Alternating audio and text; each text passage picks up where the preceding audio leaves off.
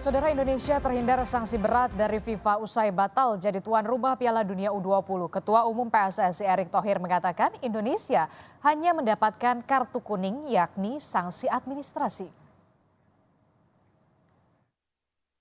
Ketua Umum PSSI Erick Thohir menegaskan Indonesia mendapatkan kartu kuning dari FIFA terkait pembatalan status tuan rumah Piala Dunia U20. Terhindar dari sanksi berat, Indonesia hanya diganjar sanksi administrasi. Dalam akun Instagramnya, Erick Thohir mengatakan Indonesia tidak dikenakan sanksi berat seperti dikucilkan dari sepak bola dunia. Indonesia hanya mendapat kartu kuning, bukan kartu merah. Sebelumnya Erick mendatangi FIFA sesuai arahan Presiden Jokowi untuk melakukan negosiasi dan mempresentasikan blueprint transformasi sepak bola Indonesia. Pengamat sepak bola Muhammad Kusnaini mengatakan, dengan sanksi administrasi ini, Indonesia tidak mendapatkan dana bantuan dari FIFA. Namun dari hukuman ini, M. Kusnaini menyebut FIFA melihat batalnya Indonesia menjadi tuan rumah Piala Dunia U20 bukan sebagai kesalahan pemerintah. Pertama-tama tentunya kita perlu bersyukur bahwa FIFA hanya menjatuhkan sanksi ringan bagi Indonesia, sanksi administratif berupa larangan untuk sementara penggunaan dana bantuan dari FIFA.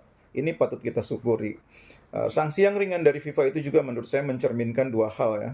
Yang pertama bahwa FIFA menyadari bahwa dalam dinamika menjelang penyelenggaraan Piala Dunia U20 yang akhirnya batal digelar di Indonesia, sesungguhnya sikap pemerintah Indonesia itu jelas. Pemerintah Indonesia tetap berkomitmen menjadi tuan rumah menyelenggarakan Piala Dunia.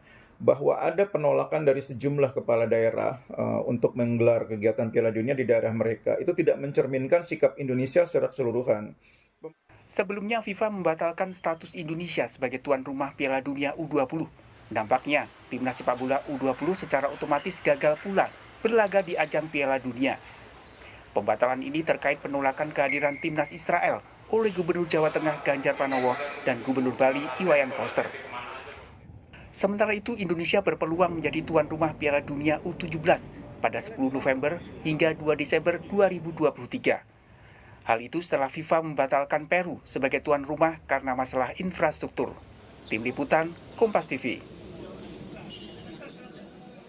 Saudara, Indonesia selamat dari sanksi berat FIFA. Apa makna dampak sanksi ringan ini dan langkah apa yang harus dilakukan usai FIFA menjatuhkan sanksi ini? Kita akan berbincang dengan pengamat sepak bola Anton Sanjoyo. Selamat malam, Bung Joy.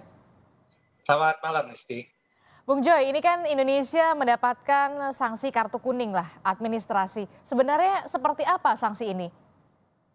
Ya, sanksi ini kan sebetulnya kalau kita bicara dalam konteks Piala Dunia U20 ini kan sebenarnya sanksi susulan. Sanksi utamanya kan pembatalan kita menjadi host Piala Dunia U20 dan sanksi susulan ini memang harus diberikan oleh FIFA karena memang itu aturan mereka ketika ada pelanggaran-pelanggaran dalam tanda kutip yang dilakukan oleh federasi anggotanya. Dan memang kalau sanksi administrasi finansial ini kan ini yang di hold sementara ini adalah yang namanya program FIFA Forward. Itu jumlahnya sekitar ada 3 tahap pemberiannya, ada 3 termin. Dan untuk kegunaan yang berbeda-beda. Di antaranya adalah kegunaan operasional PSSI. Kalau jumlah totalnya itu sekitar 135 sampai 140 miliar rupiah. Ya lumayan ya kalau untuk operasional PSSI. Tapi saya kira itu tidak terlalu mempengaruhi lah, tidak mempengaruhi kinerja PSSI karena yang jadi ketua umum kan sekarang Erick Thohir. Kita tahu siapa dia yang punya semua macam akses dan kemampuan finansial juga yang luar biasa. Jadi rasanya tidak terlalu memukul Indonesia lah. Oke, jadi sanksi administrasi ini salah satunya adalah pembekuan dana dari FIFA untuk PSSI sekitar 135 sampai 140 miliar. Ini ada 3 termin. Selesainya kapan sanksi ini?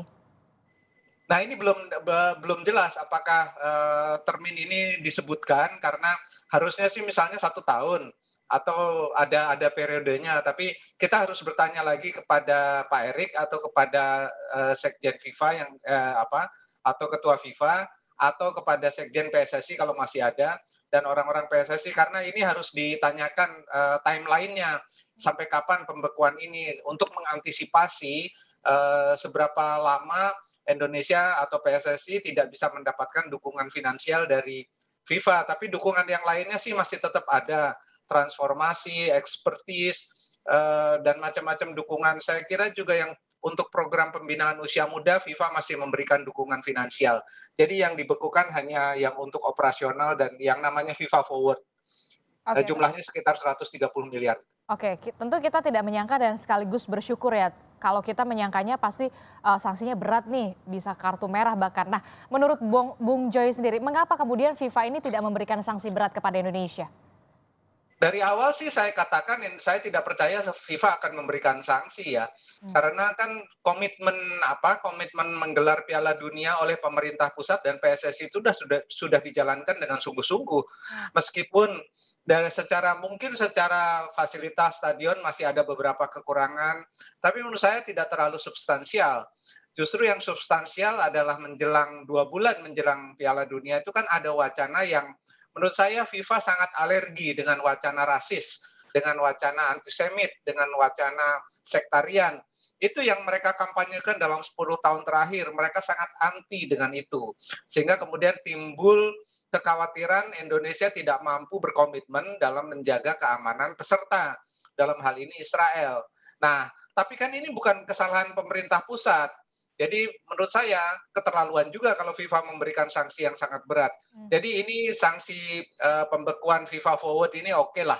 Dalam arti Indonesia ya betul hanya mendapatkan kartu kuning karena tidak layak mendapatkan kartu merah. Yang layak di kartu merah itu yang membuat wacana-wacana yang menurut saya wacana rasis yang sangat dibenci oleh FIFA sebagai penyelenggara seluruh kegiatan yang berbau Piala Dunia atau berbau apapun yang di bawah bendera FIFA. Oke, kita melihat memang sanksinya adalah kartu kuning, sanksi administrasi. Tapi juga yang kemudian harus diperhatikan adalah FIFA juga concern soal tragedi Kanjuruhan. Apa yang harus kita benahi di sini? Saya tidak melihat FIFA justru concern pada tragedi Kanjuruhan ya. Kalau kita bicara kejadian penolakan atau pembatalan, memang disebut tragedi Kanjuruhan, tapi itu dalam konteks bahwa ketika tragedi Kanjuruhan terjadi, FIFA akan mendukung proses transformasi. Jadi tidak ada kaitannya dengan tragedi Kanjuruhan. Karena saya sebagai anggota tim waktu itu juga kecewa.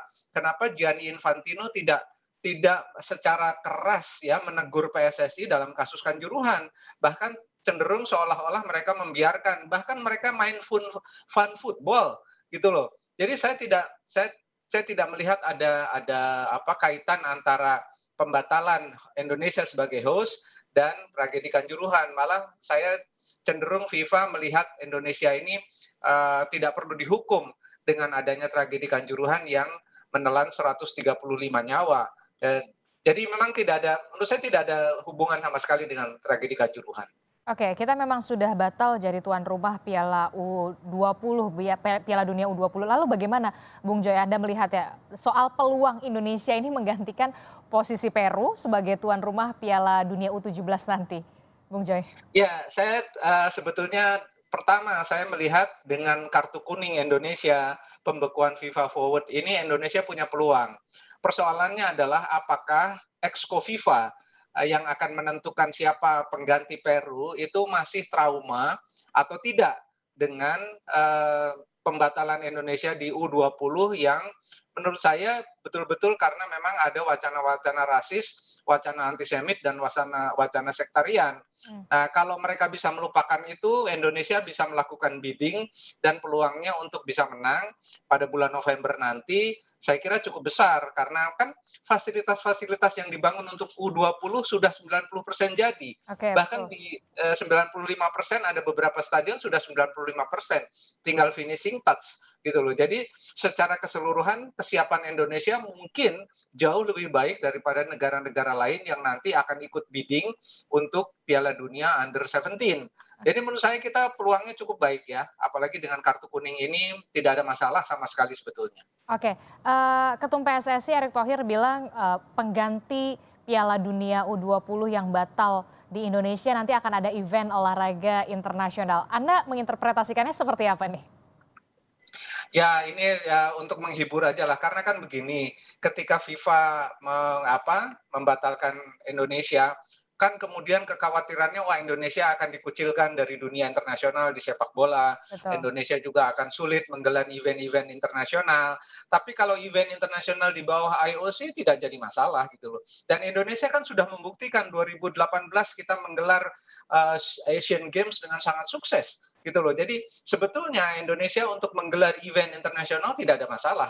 Bahkan beberapa event internasional akan datang di Indonesia. Mandalika sudah menggelar MotoGP. eh, Rasanya tidak ada masalah dengan itu, kecuali di sepak bola memang banyak dipolitisir. Kalau ada wacana-wacana lagi soal soal rasisme, saya kira kita memang akan jadi bencana. Tapi saya kira enggak lah, karena nggak ada unsur Israel lagi, kecuali nanti ya yang beach game ada kemungkinan ada tim Israel yang ikut. Nah ini akan jadi ujian bagi Indonesia. Nah, terakhir kans atau peluang eh, Indonesia jadi tuan rumah Piala Dunia U17 berapa persen? Kalau tadi kan Bung Joy bilang infrastrukturnya sebenarnya udah rampung nih, udah mumpuni. Ya. Hmm. Ya saya kira lebih dari 50% ya kalau bidding kita dilakukan dengan sangat baik. Indonesia punya peluang cukup baik karena saya yakin FIFA juga kayaknya melihat Indonesia ini potensial betul kan, bukan kayaknya, dan memang betul potensial dari sisi marketing, ya kan. Piala Dunia kelompok umur ini biasanya di negara-negara lain kurang diminati, tapi kalau Indonesia kan berebut kan, broadcasternya aja berebut gitu loh. Jadi rasanya kalau dari sisi marketing FIFA akan mendapatkan banyak keuntungan kalau digelar di Indonesia. Oke, baik, terima kasih perspektifnya pengamat sepak bola Anton Sanjoyo telah bergabung bersama kami di Sapa Indonesia Malam. Sehat selalu. Selamat malam, Bung Joy.